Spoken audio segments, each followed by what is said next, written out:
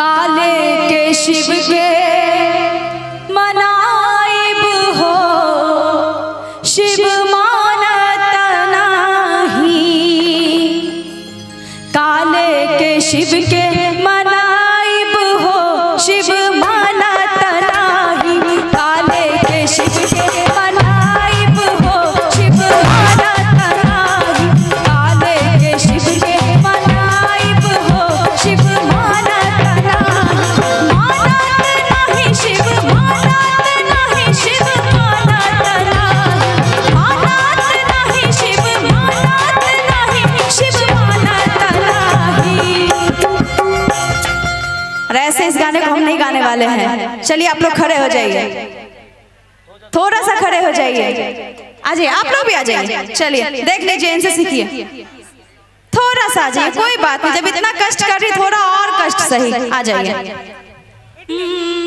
भाई, आप दबा के रखिएगा। आ जाइए ना, आप लोग भी आ जाइए ना। कहना पड़ेगा क्या? आइए ना, थोड़ा झूम लीजिए ना, मस्ती कर ना लीजिए, है ना। उधर कैमरा भी लगा हुआ है, हमारा सबका कैमरा लगा हुआ है। और झूम के कहना है क्या? काले के शिव के मनाइब हो, शिव मानत नाही। काले के शिव के मनाइब हो, शिव मानत नाही। मानत नाही, शिव मानत नाही। शिव मानत नाही। मानत नाही, शिव मानत नाही। शिव मानत नाही। काले के शिव के मनाइब हो, शिव मानत नाही। काले के शिव के मनाइब हो, शिव मानत नाही। झुके,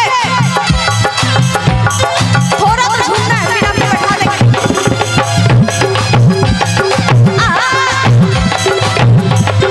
बोल बोल।